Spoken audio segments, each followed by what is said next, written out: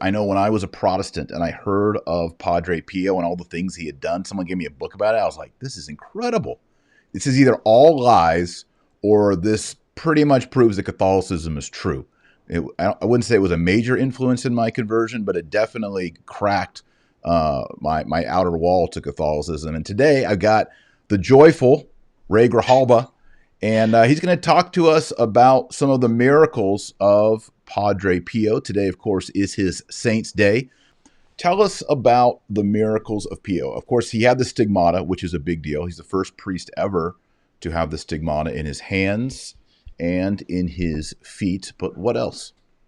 So he had 5 unique, more than 5, but 5 that I went into in this shorter video. Miracles, graces that he'd received from God.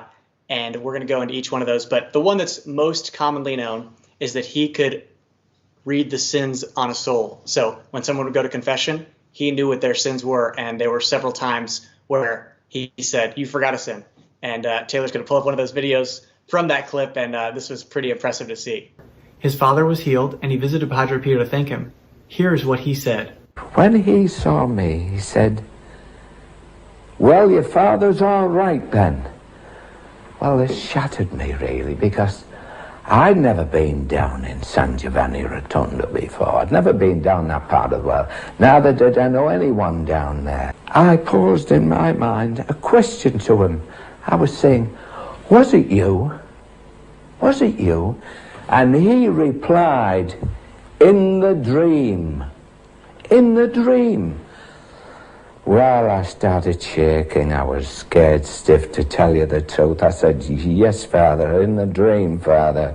I told him my sins, and before he gave me absolution, he said to me, "Now then, there is something else, you know."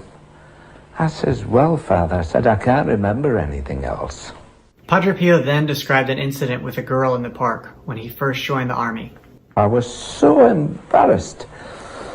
Oh dear. I said, "Yes, Father, it all comes back to me, and I'm afraid I forgot to tell it in confession. So ashamed."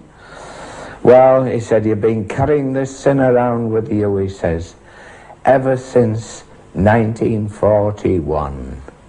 And the place was black-burned." Here we see that Padre Pio's prayers helped his dad heal. He knew that he was in this man's dream, and he knew the details of this man's sin, and that it had been from 1941 and in the city that it occurred in. That is pretty supernatural. You imagine going to confession and a sin that you forgot from, I guess probably at least 30 years at that time, Right, was brought up by the priest. Just amazing, this gift that he had, this great grace that God gave. And, when you look at it from a scriptural perspective, we see Peter with Ananias and Sapphira, and he knew that he said that you've given your heart over to Satan. How did he know that? He read his heart in that moment. So, and obviously Jesus knows sins and he can give grace as he wants. So that was a really amazing story that was documented from the actual man. You saw the picture of him with Padre Pio, and I thought that was a really great one to share. yeah, now, that's amazing. Can you imagine? Can you just imagine? And the guy was actually a little bit in good faith. He's like, "No, I can't remember one." And he says, "No, it was back in 1941. He knew the year, he knew the place, he knew everything.